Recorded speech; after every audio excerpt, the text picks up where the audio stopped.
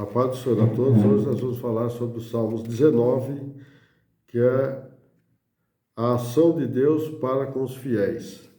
Este salmo é um cântico de louvor a Deus por sua revelação na criação e na lei, onde mostra a ênfase do salmista a respeito da revelação geral de Deus na natureza e na forma como essa revelação é comunicada no coração do ser humano. É um salmo de Davi, mas não se tem ocasião de quando ele foi escrito. Esse salmo também é citado no Novo Testamento, no livro de Romanos, onde Paulo provavelmente estivesse em mente esse mesmo salmo quando escreveu o capítulo 1 da carta aos Romanos.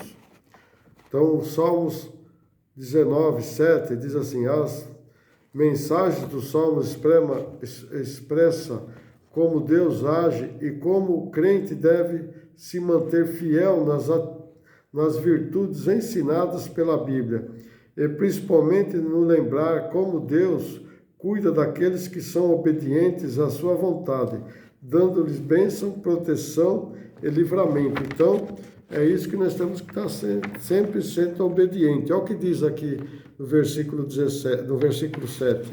A lei do Senhor é perfeita e refrigera a alma, o testemunho do Senhor é fiel e dá sabedoria aos simples. Podemos dizer que esse versículo é o versículo-chave, para o ser humano receber a bênção de Deus para entrar no paraíso. Temos que ser obediente. A obediência faz parte do cristão, tá bom? O esboço, temos aqui dividido em 3 partes. Primeiro, a revelação geral de Deus na criação, do versículo 1 ao 6. Na segunda, a revelação especial de Deus na Escritura, do versículo 7 ao 11. Revelação de Deus comunicada no coração do ser humano, do versículo 12 ao 14. Na primeira, a revelação geral de Deus. O Senhor começa com uma contemplação da glória de Deus manifesta na criação, descrevendo que os céus e os astros proclamam a glória de Deus. Mesmo os astros não comunicam com palavras a grandeza devida a todos os habitantes da terra. Essa mensagem silenciosa revela o poder e a sabedoria do Criador. Os Salmos, no primeiro versículo 1 diz assim: os céus manifestam a glória de Deus, o firmamento anuncia a obra das suas mãos. No 2, um dia faz declaração ao outro dia, e uma noite mostra sabedoria a outra noite. No 3, sem linguagem, sem falar, ouve-se as suas vozes. No 4, parte A, em toda a extensão da terra e as suas palavras até o fim do mundo.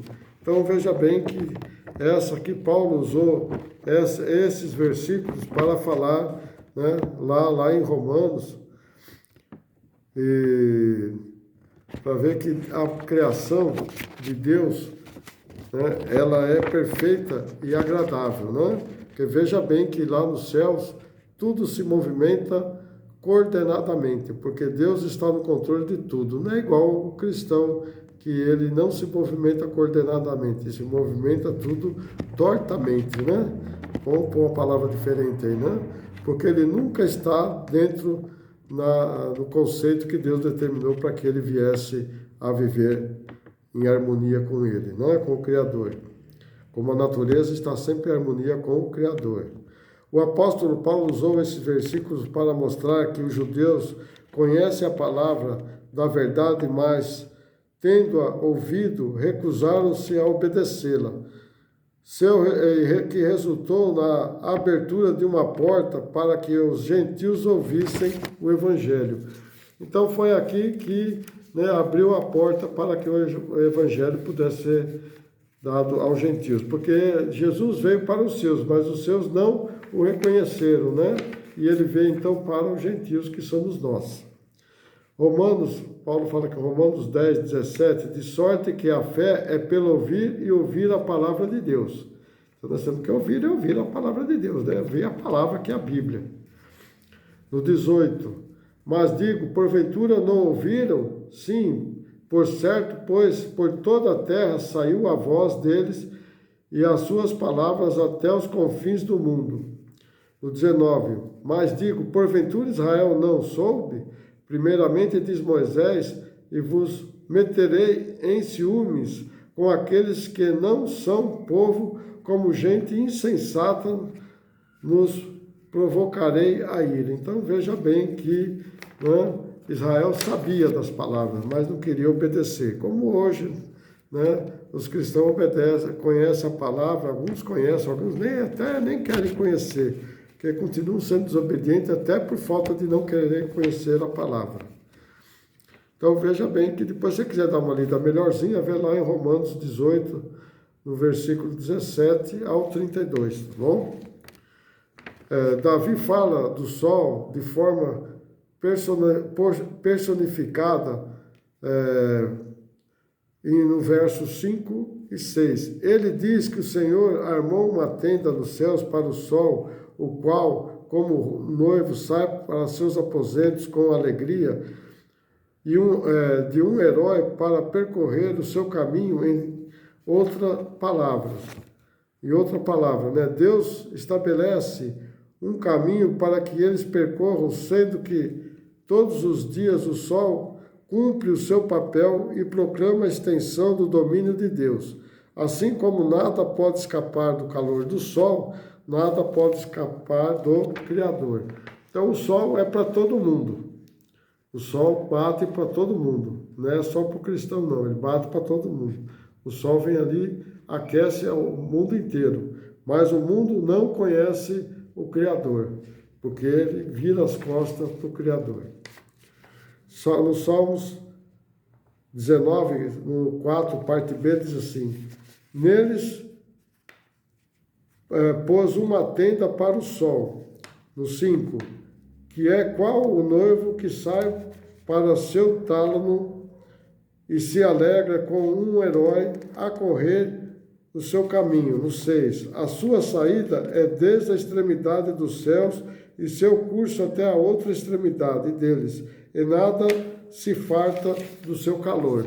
Então veja que o sol é para todo lado, né? O sol nasceu para todos. E Deus também nasceu para todos, né? Só que nem todos querem agradar a Deus.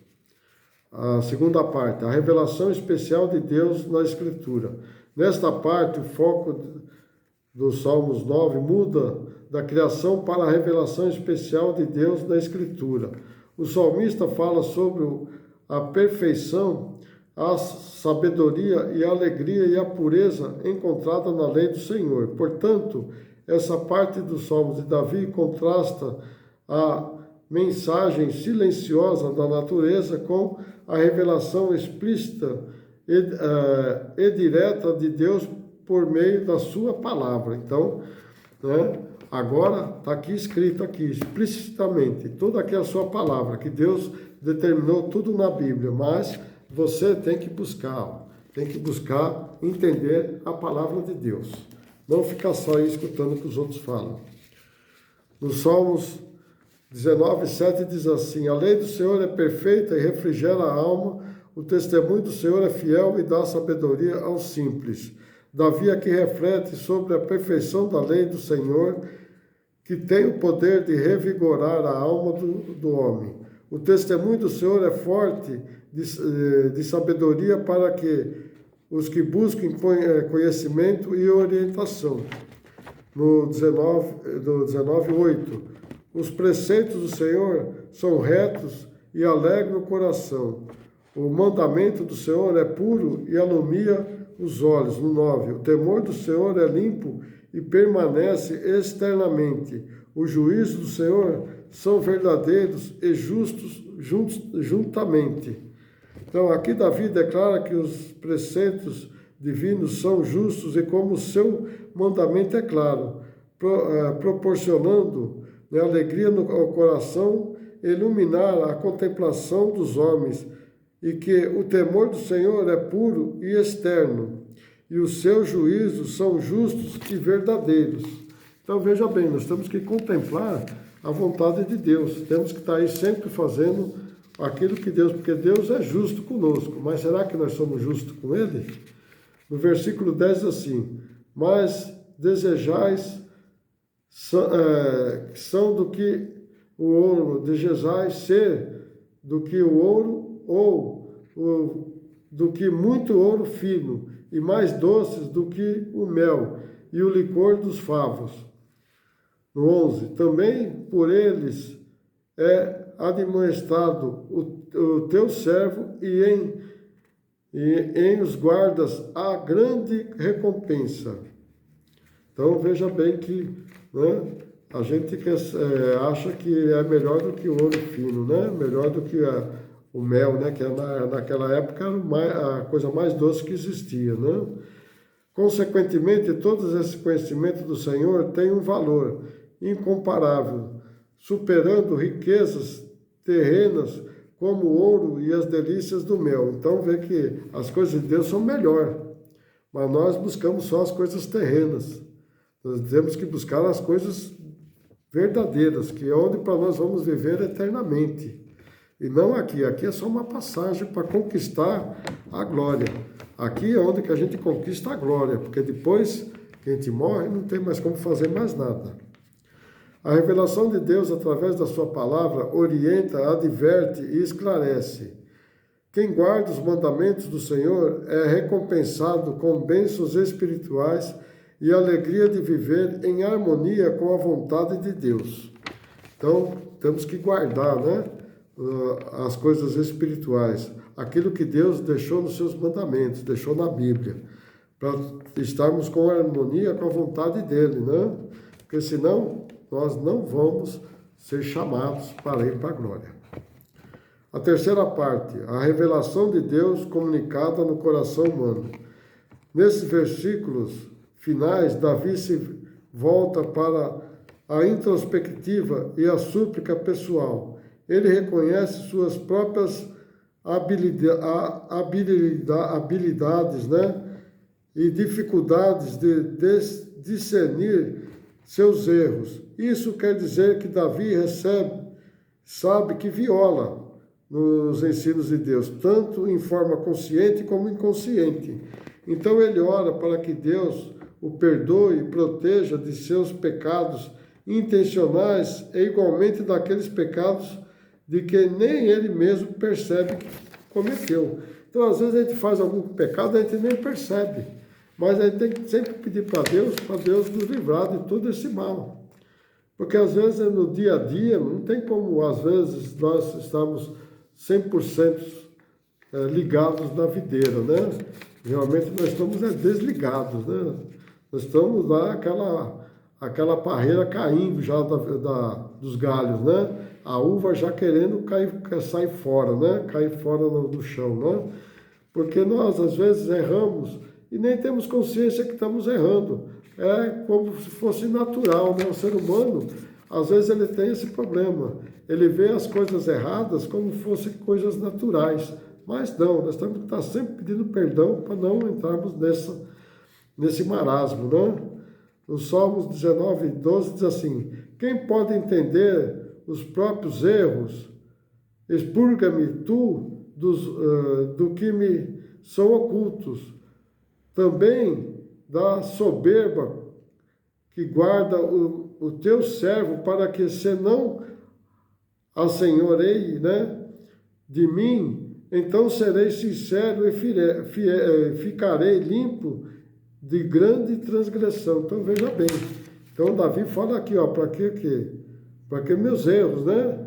Para que perdoe meus erros, né? Tira de mim, né? Expurga, quer dizer, tirar de mim, né? Aquilo que é oculto também, para que não venha me prejudicar mais lá na frente, né?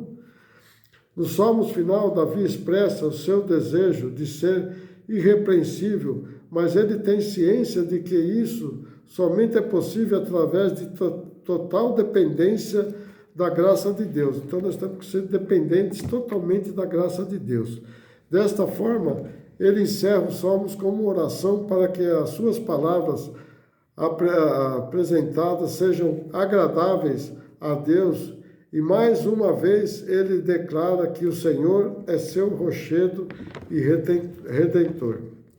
nos Salmos, no final, no versículo 14, diz assim: Seja agradáveis as palavras da minha boca e a meditação do meu coração perante a tua face, Senhor, rocha minha, libertador meu. Então, estes salmos nos ensina que devemos andar no caminho reto e justo do Senhor. Temos que ter cuidado para não nos perdermos, né? Não fizermos coisas erradas. Não se detém e nem se assentamos com aqueles que trilham caminhos opostos, cuidando da nossa vida e alimentando-se com a alegria da palavra do Senhor dia e noite, para alcançarmos a nossa salvação. Então nós temos que sair da roda dos escarnecedores, né? Depois você dá uma refletida lá no primeiro salmo, né? Os salmos primeiro, para ver se você está nessa condição, né? Se você está ali, como fala o salmista, logo no primeiro, né? Primeiro livro de Salmos, os Salmos primeiro.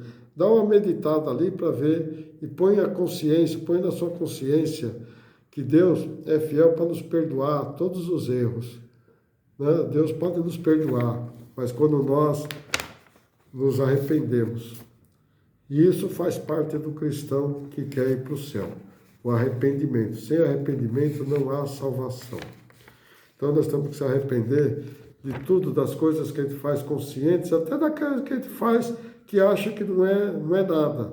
Mas para Deus é peso para Deus, porque Deus quer nós sejamos irrepreensíveis, né?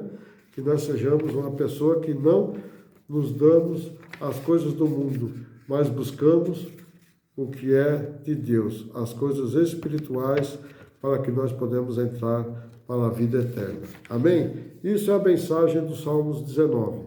Amém? Deus abençoe a todos. Não esqueçam de você deixar seu likezinho aí, seu joinha. Não esqueçam de você compartilhar com seus amigos. E você que não é inscrito, inscreva-se, porque tem muito mais coisas para ver. Se você quiser ver todos esses salmos que já foram escritos, vem lá no playlist do meu canal, né? Veja lá no livro de Salmos, você vai ver até os Salmos 19, tá? Inclusive está o 23 lá. Deus abençoe a todos, até uma próxima.